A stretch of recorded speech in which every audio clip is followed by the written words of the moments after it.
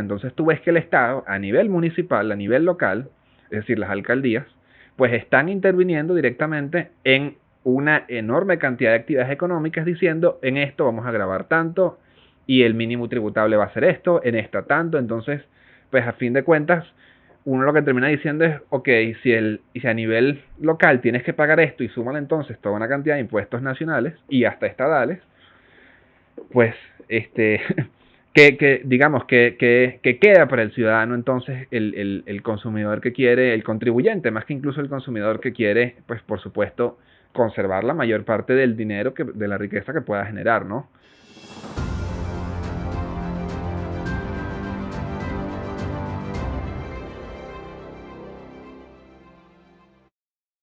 Bienvenidos a Se Dice Podcast, en esta nueva fase donde hablaremos de ideas en acción.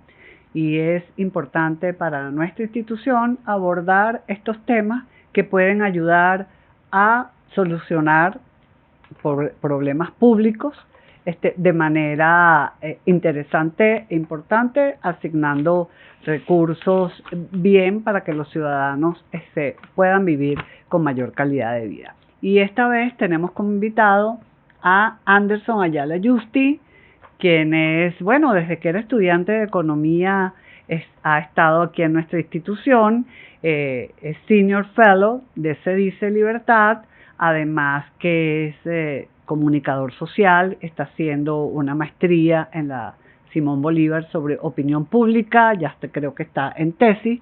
Además, ha hecho varios trabajos de investigación, los cuales han sido publicados por nuestra institución y los pueden ver en la página web de Se Dice, en la parte de libros libres. Ha escrito sobre el tema educativo, el tema de la universidad y otros temas interesantes porque es muy acucioso, es un joven que le gusta investigar, y precisamente de una última investigación que está cometiendo es que queremos hablar el día de hoy, que es la descentralización fiscal, ¿verdad, Anderson? Que te está interesando, saber, conocer, investigar y cómo esto puede ayudar a la transparencia en la asignación de recursos desde los gobiernos locales, ¿no? Pero entonces vamos a comenzar esta conversa preguntándole a Anderson precisamente qué es descentralización fiscal, para que nuestra audiencia sepa qué significa eso, porque hablamos mucho de descentralización,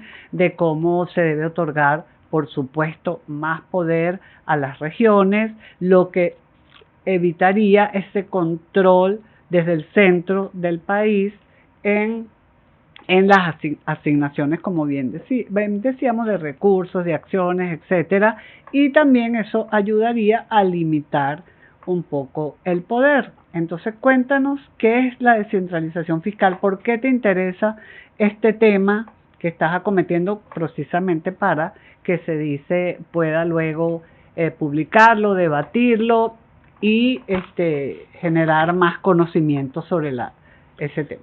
Bueno, Rocío, primero, por supuesto, gracias por la invitación al podcast. De verdad que es un gusto ser yo ahora uno de los protagonistas luego de las ediciones pasadas que pude seguir.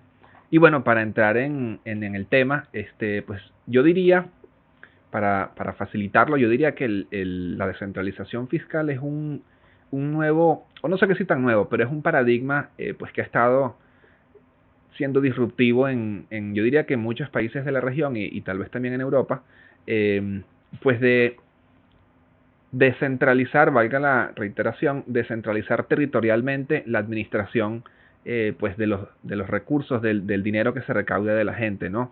Y yo me acerqué a esto, pues bueno, creo que uno con el paso de los años va cobrando conciencia de lo que son los asuntos públicos y los impuestos, y claro, los impuestos a fin de cuentas, ¿qué son? Pues son intervenciones del Estado, ¿no? Y yo quería profundizar un poco en cómo está esa intervención del Estado, pues a niveles muy locales, ¿no? Entonces me interesó ver cómo estaba eso, por ejemplo, en la Gran Caracas, porque uno en los últimos, yo diría que 2 o 3 años ha escuchado bastante que hay una carga fuerte en lo que son los impuestos municipales. Entonces nosotros quisimos pues ahondar, ¿no? Ver qué estaba pasando, si era real o no, y cómo se sentía eso para todos los actores económicos, ¿no? Los consumidores, pero también productores o en general todo el que desempeñase algún tipo de actividad pues que generara, por supuesto, ingresos, ¿no? Con fines comerciales.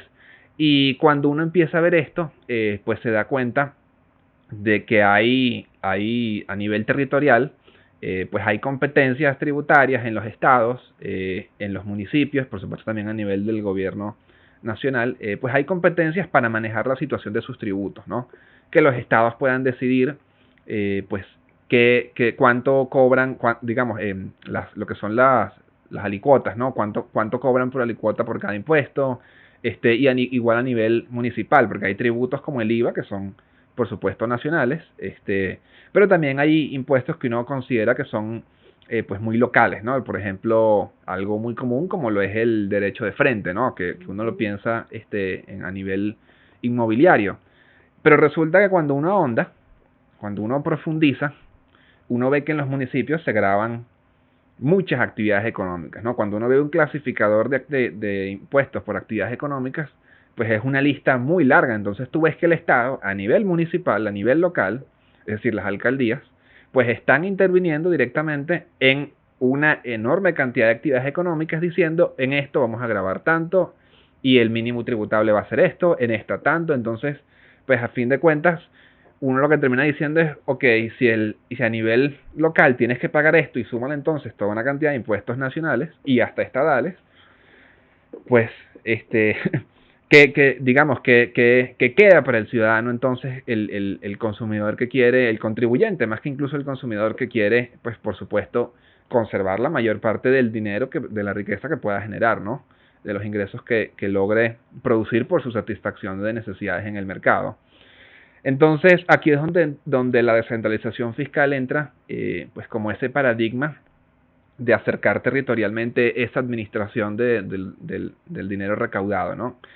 Si las alcaldías tienen sus competencias, pues que las alcaldías puedan entre ellas competir por quién es más atractivo a nivel fiscal. Si yo como municipio quiero bajar unos impuestos para que una actividad económica se impulse o tenga crecimiento, pues yo debería poder hacerlo y eso me va a permitir a lo mejor yo captar pues actores, negocios de otros municipios, incluso fuera a lo mejor de un mismo estado, para pues yo primero generar, por supuesto, actividad económica interna, lo cual también me va a permitir aumentar la recaudación, hay que decirlo, de mi municipio, pero además va a ser beneficioso para esos actores porque van a pagar menos impuestos en un área determinada. Y fíjate eso que estás diciendo, bien interesante porque precisamente, qué bueno que lo has explicado también, el tema de cómo descentralizar y crear incentivos para la atracción de negocios en mi municipio, ¿no? Claro. Que es lo que poco se ve en algunos países y a lo mejor en nuestro país, pues, ¿qué incentivo tengo yo para generar eso que estás diciendo, mejores beneficios para el consumidor, para el empresario y tal, de un municipio a otro, si no hay ese incentivo que, bueno, que impositivamente me lo permita, ¿no? Entonces, ¿cuáles crees tú que deben ser esos incentivos para que la gente invierta en esos gobiernos locales y poder crear más beneficio para que mi empresa crezca? Claro. Y que esto genere más empleo, riqueza y bienestar? Sí, bueno, por supuesto hay los dos más esenciales. El primero, yo diría que por supuesto están las exenciones fiscales, ¿no? Si yo quisiera, por ejemplo, atraer que todos los bancos llegasen a mudar sus sedes principales a mi municipio, yo podría implementar exenciones fiscales y a lo mejor que en un periodo de 2-3 años, mientras construyen sus torres, que no tengan que pagar algunos impuestos específicos, ¿no? Y el otro, que es el más elemental, si se quiere, el más básico, por supuesto, está en bajar algunos impuestos específicos o a lo mejor hasta eliminarlos, ¿no? Porque, pues también es cierto que el marco regulatorio del tema impositivo, pues, establece algunas cosas que no son tan flexibles, ¿no?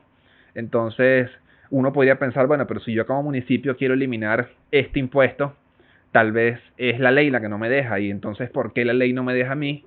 Yo a lo mejor hacer que un área específica de actividad económica sea pues no tributable en mi municipio porque me interesa desarrollar eso, ¿no? Entonces, bueno, también hay ahí un obstáculo que no se puede dejar de lado, ¿no? Porque yo puedo bajar algún impuesto, pero si yo quiero eliminarlo, entonces tal vez no puedo. Y eso es algo que también entra en la ecuación, ¿no? Entonces yo diría que son esas dos. Eso por supuesto llevaría a los gobiernos locales a asumir un compromiso, entonces ok, si estoy mudando actividad económica a mi municipio en este pues momento puntual o en este periodo de tiempo, que luego entonces no caiga yo en una voracidad, más bien, ya están aquí, ahora más bien los voy a sobrecargar yo, y entonces yo sí pues aumento la recaudación del municipio, y yo como gobierno local tengo más recursos para yo, pues a fin de cuentas, financiar mi política municipal, ¿no? Que en eso es que por supuesto bueno, no por supuesto, que en eso es en lo que se destinan Sí, las los recursos. recaudaciones tributarias, ¿no? Sí. Entonces, bueno, está eso también, y bueno, Que es un peligroso, panorama, pues, porque eso te crea pues unos incentivos perversos en vez claro. de ser unos incentivos beneficiosos, ¿no?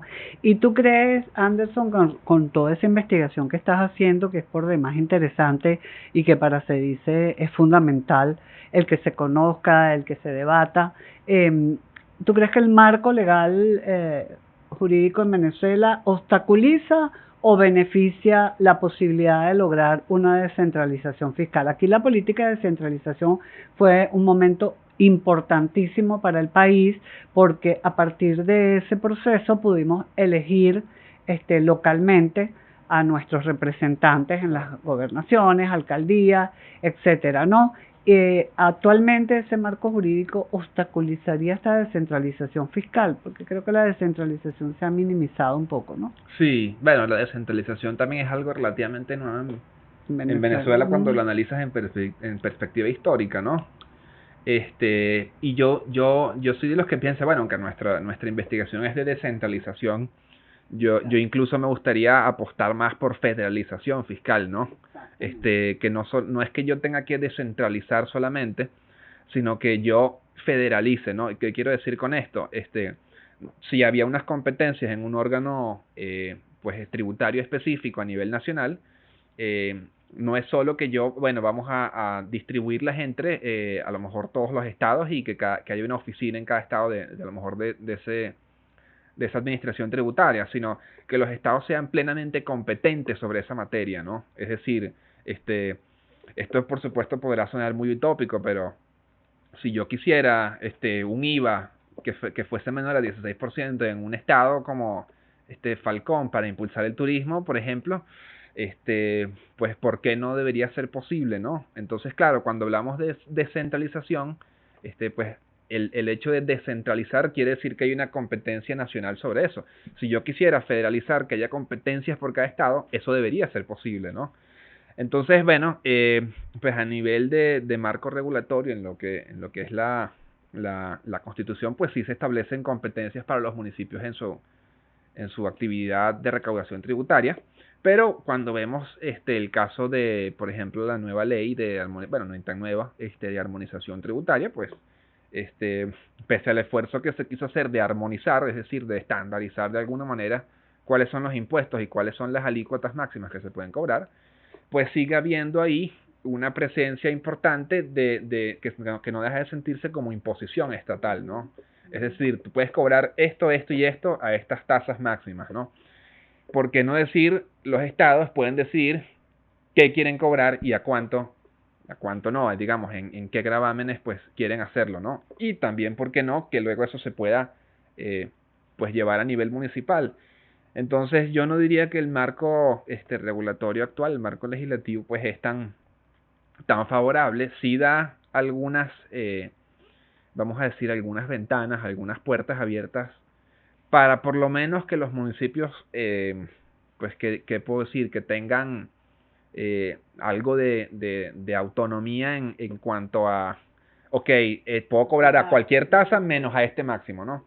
Pero no es algo que de alguna manera pues fomente la libertad, de lo que podemos llamar la libertad, para que esos municipios decidan, ¿no? Que tengan no solo una parte, sino plena autonomía en ese sentido, ¿no? Es que eso es lo que buscamos precisamente, y lo que tú decías del federalismo fiscal es en realidad a donde se tiene que apostar, porque es para que cada municipio tenga autonomía para llevar a cabo la política que quiere hacer con relación a sus impuestos, ¿no? Porque es la manera de atraer y de crear incentivos beneficiosos para su población, ¿no? Para su población cercana y para atraer más inversión, para atraer y generar más riqueza, ¿no? En el municipio. Y eso se ha visto en otros países. Me gustaría, si has estudiado algunos otros países que tengan este federalismo fiscal, que nos contaras cómo lo llevan a cabo, cómo lo realizan, cuáles son, cómo el Estado no interviene tan directamente, porque lo que tú hablabas de la armonización fiscal, pues igual hay un peso Claro. estatal allí, y entonces eso se convierte como en una política igual para todos los municipios. No hay armonización fiscal general, pero no es que el municipio pueda lograr atraer y la inversión con eso, pues, para la productividad, para crear más productividad. Claro, y que al final, y que a fin de cuentas esto beneficia a todos los ciudadanos, porque al final ellos son los contribuyentes, ¿no? O sea, todos los actores económicos son los contribuyentes, entonces no se puede perder de vista eso, ¿no? Ahora, en ese sentido, pues por supuesto o sea, el paradigma o el modelo de federalismo fiscal más evidente o a lo mejor más representativa que puede ver es el caso de Estados Unidos, donde claro, los estados por bueno, una larga tradición histórica y política tienen pues vamos a decir plenas capacidades impositivas concebidas como lo que es el federalismo real, ¿no? Es verdad que el gobierno federal también cobra impuestos, pero digamos los estados sí compiten internamente entre ellos, por eso es que uno ve que estados como Florida están teniendo mayor auge que el de California, por ejemplo. Y sin embargo, bueno, California con todo eso sigue siendo un estado importantísimo. Ahora, ¿qué podemos ver a nivel a lo mejor más cercano? Yo no diría que hay federalismo fiscal ya aplicado en países de Hispanoamérica, pero sí hay una tendencia, y esto creo que es importante, a medir eso por lo menos, a medirlo, ¿no? A medir cómo está la situación fiscal entre departamentos o entre estados o entre municipios, ¿no? Y hay algunos casos que sí se me vienen a la mente, por ejemplo, yo tenía aquí una nota de la Fundación para el Avance de la Libertad en España, junto con Tax Foundation, tienen un proyecto de medición, un índice autonómico, por ejemplo, de competitividad fiscal, como lo llamaron ellos, ¿no? ¿Qué es esto? Que es algo también similar a lo que tiene el Instituto Juan de Mariana con su impuestómetro anual, ¿no? Ellos le llaman así el impuestómetro. Pero en el caso de la Fundación para el Avance de la Libertad que tiene, ellos miden entre las comunidades autónomas, que son el equivalente a los estados en Venezuela, con cierto rango mayor de autonomía para muchas cosas.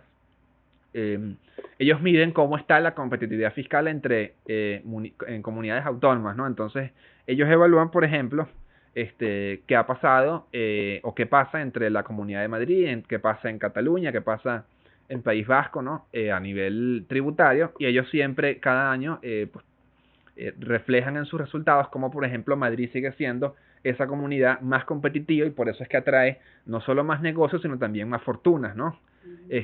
Mientras que Cataluña pareciera que cada año va descendiendo por, bueno, distintas políticas y decisiones voraces, porque yo creo que esta es la palabra más adecuada, con el contribuyente, ¿no? El Instituto Juan de Mariana con el impuestómetro hace algo similar, solo que ellos lo llevan a nivel de ciudades también. Entonces ya directamente en Madrid como ciudad y en Barcelona, ¿cuál es la situación, por ejemplo? O cuál es la situación ellos lo miden también en ciudades de provincia, como las llaman.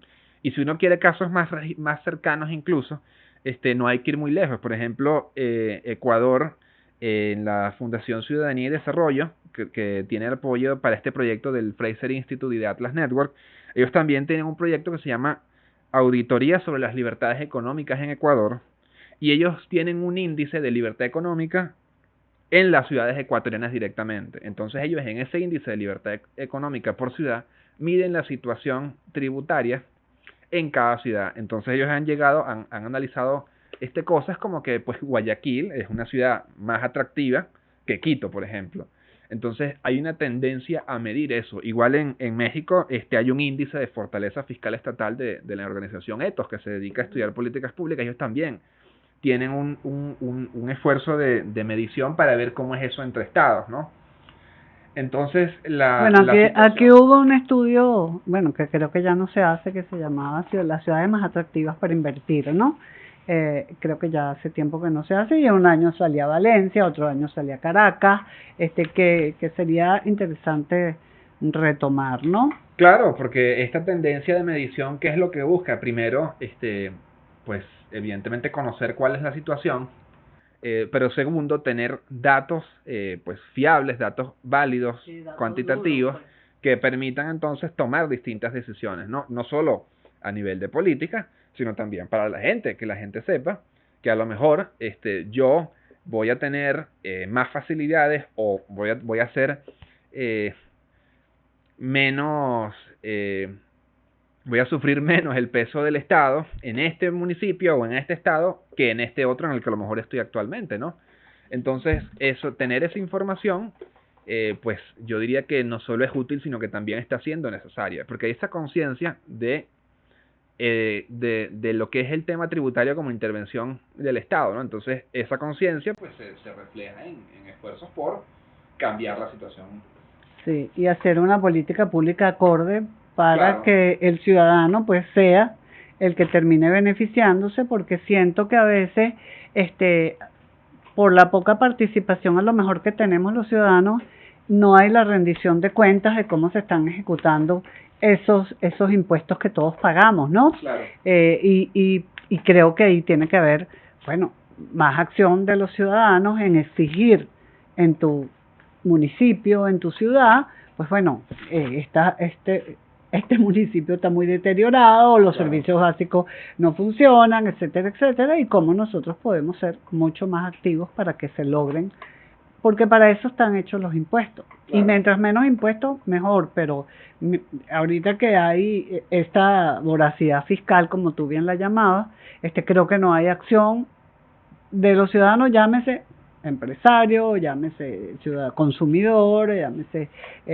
X, Sí, pues. claro, ¿Okay? porque las voces que se han levantado en ese sentido han sido nada más para advertir sobre la presión fiscal o la presión tributaria como problema o como obstáculo para el crecimiento La económico. productividad, sí. Pero sigue siendo algo muy general. La verdad es que en Venezuela sí, ¿no? Se adolece de alguna suerte de asociación que vele o que defienda a los contribuyentes como las hay en Estados Unidos, por mencionar solo una referencia. Y eso pues parece a todas luces necesario, porque los impuestos que uno termina pagando, los impuestos que recaudan los gobiernos municipales, estatales y nacionales, deberían reflejarse pues en servicios públicos y bueno, una cantidad de otras materias, como por ejemplo el funcionamiento eficiente de la administración pública. Y bueno, cada quien puede mirar y formarse opiniones sobre si los impuestos, digamos, la recaudación se está viendo reflejada o no. Y ahí es donde entran los esfuerzos también de transparencia de, ok, si hemos recaudado tanto, a lo mejor por estas materias, pues eso a qué se está destinando, cuánto se está destinando. Tema de rendición de cuentas, exacto, que es tan importante. Rendición de cuentas, que es esencial. ¿no? Que es esencial y que bueno, pues también parece que se ha ido perdiendo un poco de vista en el país. Bueno, salvo casos puntuales, que sin embargo no dejan de ser generales, ¿no? Porque la idea sería ir a una transparencia fiscal total, ¿no? O por lo menos lo más total posible, ¿no? Yo pienso en el caso de Argentina, no se me escapa si fue el año pasado o si ha sido desde este año, que han impulsado este esfuerzo o esta normativa en las facturas de emitir los listados de cuáles son los impuestos que se están cobrando por cada bien que se está vendiendo, ¿no? Entonces eso permite ver, ok, yo estoy pagando tanto por este producto y esto y esto y esto, o sea, estos porcentajes de ese costo se están yendo en este impuesto, que hay una transparencia que yo pueda ver, ajá, y si no hubiese estos impuestos yo pagaría menos, entonces por esto, tal vez, ¿no? Entonces eso es algo que bueno, que yo creo que sería lo ideal y si se pudiese aplicar, si pudiese, no, yo creo que se debería aplicar, si, por lo menos a nivel municipal, hay algunos municipios que quieran tener prácticas de transparencia buenas, esa sería una con la que podrían empezar. Bueno, esa va a ser nuestra propuesta cuando termine la investigación y con nuestros aliados de la Fundación para el Avance de la Libertad de España y para nuestros amigos de la Fundación en Ecuador, pues también llevar un seguimiento, que eso lo hemos querido hacer, pues llevar un seguimiento del tema en positivo y aportar soluciones, porque lo que hace Se Dice Libertad es eso, Claro. aportar soluciones a aquellas cosas que beneficien a los ciudadanos, porque ¿quién es el que tiene que prosperar y que tiene que hacer crecer? Bueno, por supuesto, en un marco jurídico donde todos estemos apostando a que haya eso. Y como tú bien decías, pues en Argentina también hay una asociación de contribuyentes, en España también, etcétera, etcétera, que están vigilando permanentemente en por qué hay tantos impuestos. Y también hay un debate que traeríamos a colación al país también, que es el impuesto único, el flat tax, que llaman, que bueno, que es una taquilla única para un impuesto y que ese impuesto único se disemine o se distribuya o etcétera, ¿no? Fíjate que ya para ir finalizando, Anderson, en Estados Unidos, no sé en qué otra parte he visto, pero hay un incentivo muy chévere para los empresarios, que es que en las diferentes ciudades hay un programa que se llama Mejorando los Espacios de Negocio. Entonces, ¿qué es esa relación de los empresarios con los gobiernos locales? Bueno, tú me creas unos incentivos fiscales y yo me ocupo de que este espacio esté limpio, esté bonito, tenga seguridad, pero eso que yo voy a usar y aportar, tú me lo disminuyes en impuestos. Como hay ese federalismo fiscal, pues esa alcaldía o ese gobierno local lo puede hacer, como por ejemplo Times Square es un espacio de esos, ¿no? Ellos le llaman Improvement District, no sé. Que es, bueno, es sector empresarial de Times Square, que es un espacio comercial súper importante en la ciudad de Nueva York. Son los empresarios que se encargan de cuidarlo, que las vallas estén bien, que haya mucha iluminación, que las calles estén limpias y tal. Y bueno, la alcaldía de Nueva York pues le ofrece unos incentivos fiscales a esos empresarios de esa zona. Y así varias zonas de Estados Unidos que tienen esos convenios pues con las alcaldías, ¿no? Claro, y que al final al empresario, al negocio, al pequeño comerciante es a quien también le va a interesar, claro, pues que el espacio donde esté, que esté pues lo más cuidado posible, en el mejor estado posible, para que la gente pues lo visite, ¿no? Evidentemente. Y claro, también hay que añadir, yo diría, que no es solo un tema para los empresarios o los negocios, sino también para el ciudadano en general, ¿no? Porque la cantidad de impuestos que se pagan por distintas materias, pues uno puede llegar a considerar incluso que es absurda, ¿no? A nivel inmobiliario, como comenté al inicio, ¿no? A nivel de herencia, por ejemplo, o sea, porque el Estado se tiene que meter en lo que yo estoy heredando, ¿no? O sea, ¿cuál es el sentido filosófico, si se quiere, de que me graben lo que me está dejando algún familiar, ¿no? Entonces yo diría que el esfuerzo es por sacar al Estado, más bien, de muchas de esas materias, ¿no? Y por eso con un proyecto de federalismo fiscal, más que descentralización, pues pudiésemos por lo menos asegurar o garantizar que esos gobiernos locales tengan la capacidad plena para tomar decisiones en ese sentido, ¿no? Decisiones que hagan posible eso. Que lo hagan luego o no, ya es otra cosa, ¿no? Porque a lo mejor a los gobernantes locales, por supuesto, lo que les interesará es recaudar más y más para tener más dinero con el cual van a financiar su gasto político local. Pero aquel entonces que decide romper esa tendencia y competir, a lo mejor es el que va a atraer de los otros municipios, pues mayores actores, ¿no? En distinto tipo, ¿no? Insisto, en negocios, a lo mejor en tema de vivienda o a lo mejor en términos incluso, no sé, educativos, por ejemplo. Entonces ahí es donde la competencia va a terminar haciendo su magia, como ocurre en situaciones de mercado, ¿no? O en contextos de mercado. Así es.